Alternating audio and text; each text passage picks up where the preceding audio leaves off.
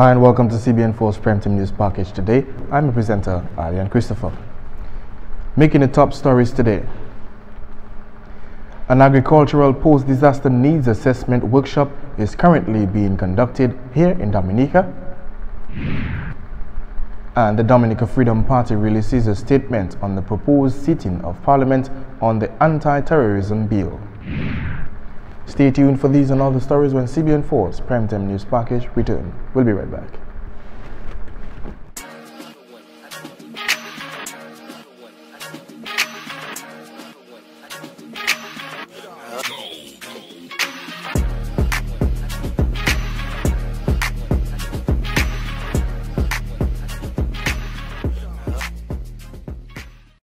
Sweet talk, dear man, never lot of that. Yes, I. You don't know it's your boy Trilogy, urging everybody, young and old, to stay strong and stay healthy. You don't know we're doing it for 2018. Boom.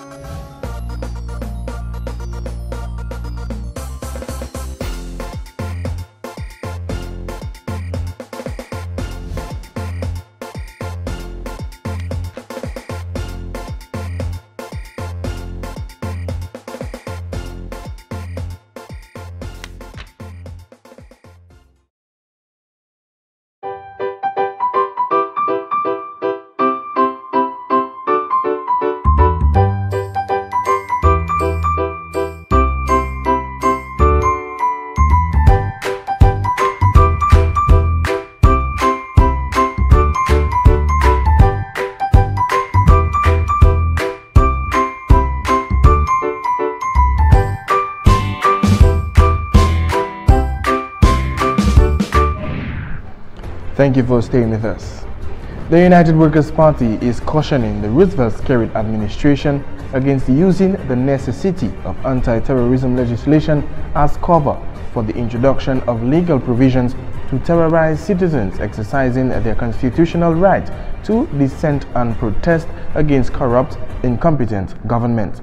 On June 25, 2018, the Skerrit administration will seek parliamentary approval at the 4th meeting of the 3rd session of the 9th Parliament under the Commonwealth of Dominica Constitution for the Anti-Terrorism Bill 2018, which according to the UWP contains provisions excluding from the definition of terrorist act only those acts which disrupt any service and are committed in pursuance of a demonstration, protest or stoppage of work. Clearly, this exception is inadequate, the UWP states. Funny James has the full report. The UWP stated in its press release that this puts the bill in breach of fundamental rights and freedoms enriched in the Constitution, and if passed into law can cause any law-abiding citizen who is a freedom fighter to be targeted, searched, detained, prosecuted, and convicted as a terrorist. The opposition also said, indeed, anyone who stands against government policies could be deemed a terrorist and could face up to 25 years in jail. The release also noted that it is our view that the sophisticated and trans-border nature of terrorism demands firm international cooperation and strong national capacity to deal with terrorist activity. But while we are committed to taking firm, comprehensive measures to protect the citizens of Dominica against terrorist activity, we will without compromise continue to respect and promote values enshrined in and the rights and freedoms guaranteed by the Constitution of the Commonwealth of Dominica. The release also indicates that for the avoidance of doubt, the United Workers' Party does not oppose criminal prosecution and severe punishment of people who violate the law and commit acts of terror. However, it is opposing the broad definition of terrorism using deliberately vague and imprecise language intended to criminalize anti-government protest, demonstration, exercise of other civil liberties in our democracy for the benefit of dictatorial ruling party politicians. The ensuring authority flowing from the board catch-all definition of terrorism in the hands of tyrannical ruling party politicians and the judicial system they control now looms menacingly as the single greatest threat to peace and security in Dominica. UWP said, "We need rule of law governance in Dominica." The party also says that we do not need and therefore will not accept the creation of a legal system that authorize the criminalization of dissent under the cover of fighting terrorism.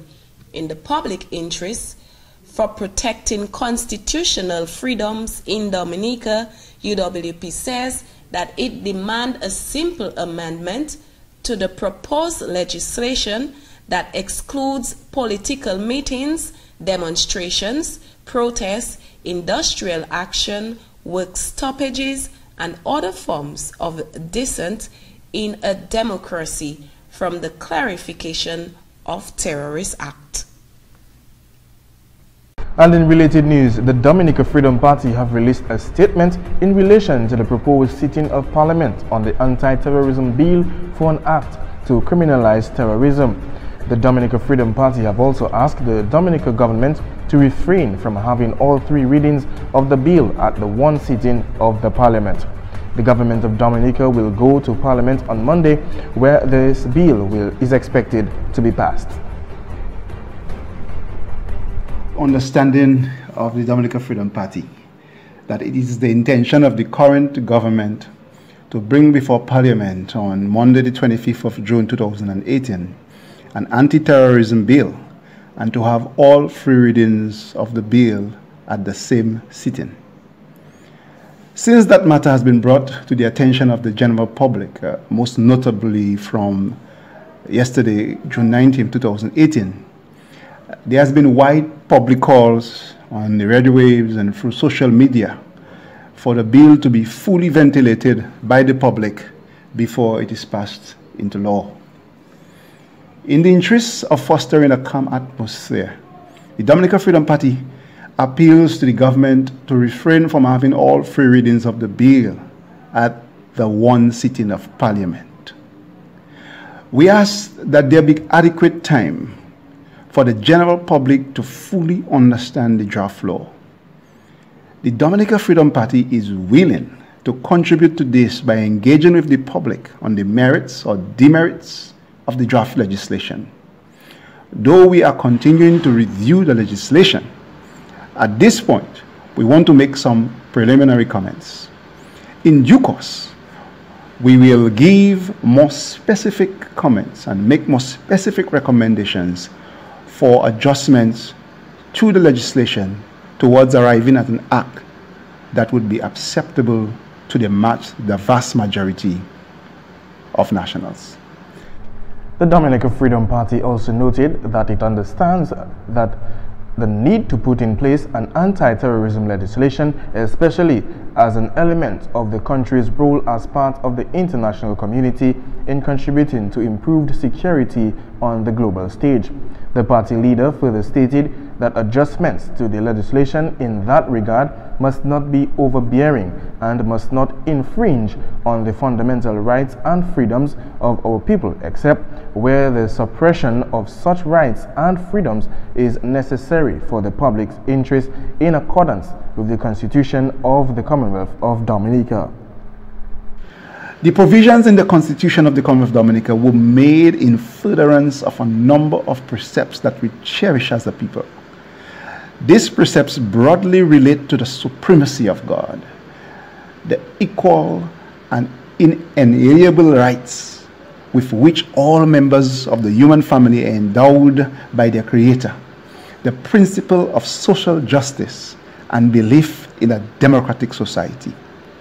Moreover, the Constitution notes that the people recognize that all men and institutions remain free only when freedom is founded upon respect for moral and social values and the rule of law. The people have a right to be guardians of the above precepts, and in so doing, they would need to use all reasonable tools. Such tools include the right to demonstrate, the right to protest. Protests must be protected in that regard and must never be confused with terrorist actions. The extent of protest that citizens may engage in at any point in time will always depend on the gravity of the threat to the fundamental rights and freedoms of the people that they seek to address. The distinction between legitimate protest action and terrorist actions must be absolutely clear in the anti-terrorism legislation. Part 1, subsection 2 of that anti-terrorism bill states, an act which disrupts any service and is committed in pursuance of a demonstration, protest, or stoppage of work and is not intended to result in any harm referred to in paragraph A of the definition of terrorist act shall not be considered a terrorist act. Hence, the bill attempts to separate what is considered terrorist acts from other legitimate acts of protest. But Freedom Party says that what constitutes protest is not defined in the bill, and this leaves room for the Anti-Terrorism Act, if passed as reflected in the current bill, to be used to subdue legitimate acts of protest by people who act in the defense of democracy, where these acts can be maliciously categorized as terrorism acts. If the people were to determine that a government were pursuing a line of action that infringes on their democratic rights and freedoms, or if the people were to think that a government is not following the rule of law, and if after the people would have taken all reasonable actions without avail to get the government to change course, and the people then embark on civil disobedience as their only remaining course of action, then it is likely that some elements of the actions could be wittingly or unwittingly misconstrued to be terrorist acts based on the current draft law. This is not acceptable to the Dominica Freedom Party, and towards arriving at legislation that is acceptable to all, we see the need to fully define in the Act what constitutes protest, to ensure that legitimate protest actions are not deliberately or otherwise confused with terrorist acts. Since this is proven to be a sensitive matter for the people, it should not hurt the government to allow sufficient time for the people to fully understand the need for the proposed anti-terrorism legislation, and to provide opportunity for the public to make recommendations that they see necessary to protect their fundamental rights and freedoms, and to ensure that there are adequate tools at their disposal to protect the precepts embedded in the Constitution. This is. And in other news, the 2018 Dominica Film Challenge, an on-island video competition, has been officially launched at the Goodwill Parish Hall. Over the course of the next 3 weeks, 6 select teams of the best videographers, storytellers on the island will go out and film unique and compelling scenes of what Dominica has to offer to visitors. The winning team will be rewarded with an EC $10,000 prize for the best promotional video. The teams which are competing in the 2018 Film Challenge are Armani Augustine and Gavin Libla, Derek Gallon and Margaret Gajek, Sheldon Kazemi and Norris Francois, Marcia Honeychurch and Arnold Shabbat, Tridel Edwin and Elias Dupy, and Erickson Joseph and Craig Harris. Discover Dominica Authority CEO Mr. Colin Piper gave an overview of this year's film challenge, which for this first time is featuring only local-based filmmakers. He stated the authority has been observing the compelling and technically advanced content being put out by a variety of local filmmakers, and is taking the opportunity to allow them the chance to showcase their skills while promoting the nature island. These local filmmakers are expected to use their intimate knowledge of the best experiences, adventures, views and adventures of the island to showcase the island in all its glory. At the launch ceremony, the teams were each presented with a check of 4,000 EC dollars to facilitate the expense related to the production phase of the challenge. Discover Dominica Authority encourages all Dominicans to follow the adventures of the Dominica Film Challenge team over the next 3 weeks. The DDA has hosted 2 earlier versions of the Film Challenge in 2014 and 2015. The first event in 2014 featured 5 teams of the participants from the US market.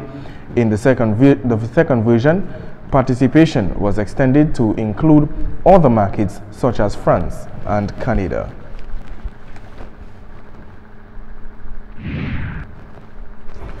And stay tuned, we'll be back with more news right after this break.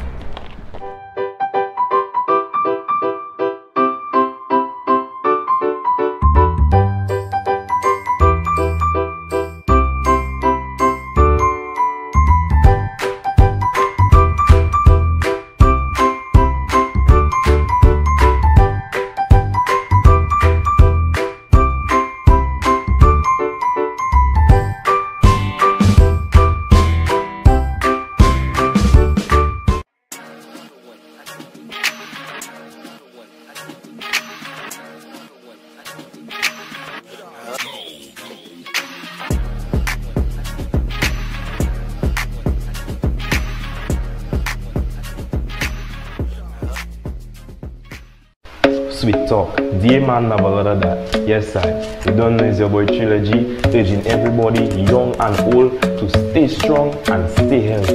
You don't know we're doing it for 2018. Boom.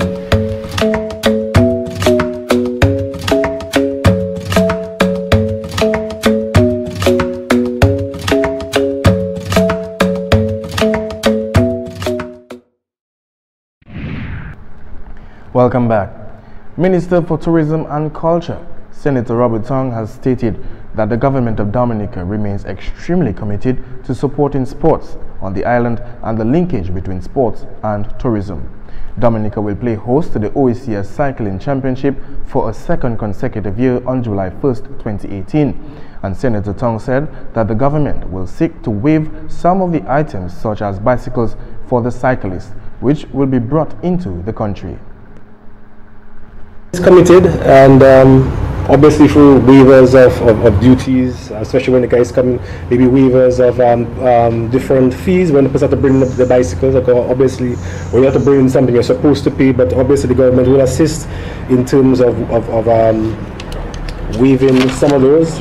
And I'm sure in speaking with the government, maybe one of the things that you can try to push forward to is, especially, and as you said, through the cycling association, that persons who are members of that association can get some type of waiver or reduction on duties when they bring in the specific sporting items.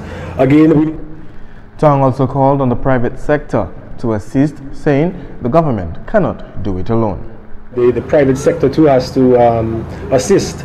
This is not an easy event. I'm sure it costs a lot of money. It's a huge event, and the association needs the support of everyone. As for Diana says, many companies have had a rough time, but in the end, all of us will benefit from this. So do your best to assist in making this a reality. I put a challenge outside to us, some of the tech companies out there. Let us help to make this event a little bit more exciting. Let us give the guys some devices which they may have already or through their phones. So each St. Lucia, St. Vincent, Anguilla, Grenada, St. Kitts, Antigua and Barbuda have all confirmed their participation in this historic sporting event right here in Dominica on July 1st. A disaster risk reduction specialist of the Food and Agriculture Organization FAO is here on the island conducting a workshop on post-disaster needs assessment in agriculture. This workshop training was officially requested by the Ministry of Agriculture and Fisheries. enable not only policymakers but also different stakeholders in the country to learn different methodology to do damage and loss assessment after major disaster, and then also identify and prioritize intervention for recovery, which means basically assist the agriculture sector to recover after a big event, big disaster, and of course enable the farmers, the fishermen and all the people relying on agricultural sector to go back to their feet and basically start again their activities, production of food, income and so forth. Barelli stated further that there is a high level of interest on the subjects among the participants of this workshop. I think that there is a lot of interest in the subject of the training because everyone realizes and acknowledges that information and data are critical when it comes to assess the damage and loss caused by a disaster. And it's also clear that for the agricultural sector at the moment there is not really a system in place to collect, analyze and report on damage and loss in agriculture, which means there is need to establish a good baseline data information in order to really understand how the sector is functioning, what are, for example, the type of crops grown in the country, how many hectares or acres of land are grown by each crop, which type of livestock, are generally used and bred in the country, I'm thinking about fishery activities, number of boat, engine, cooperatives, and all this type of information which are basically totally imperative, to conduct any type of post-disaster needs assessment study, but also really to monitor the performance of the agriculture sector itself. So what we are producing, how we're producing, where we're producing. So these are all the questions we're asking ourselves, and we need a system, which can collect the information in order to understand also how the sector itself functions and works. So after this workshop, how long will it take to put all the The workshop commenced on Monday and will run until Thursday. Also in the news, a session to empower parents to better able deal with students in the time of disasters has been organized by the Ebenezer Seventh-day Adventist School and took place on Tuesday. The session is expected to teach the parents about the children's thoughts as well as not only deal with the behavioral aspects of the child. Okay, this session was to empower parents to deal with students, their children, give them ways of dealing with fear, handling crisis, handling certain situations like natural disasters we just faced in Maria. So parents are better empowered to help the children to understand how to deal with the different reactions that they have when it comes to dealing with disasters. The parents are better able to handle the thoughts that come through the children's mind and not just the behavior, because many times parents tend to handle behavioral situations that what caused the behavior. So now that they have what they can understand what goes in the child's mind and the different thoughts that they may have, they can now handle the thoughts rather than the behavior and get better behaved children. That would make our school better. The session was facilitated by a registered psychotherapist, Kathy Hewitt. And with that, we come to the end of today's Primetime News package. On behalf of the entire CBN4 team, I am Ali and Christopher saying thank you for watching and do join us again the next time.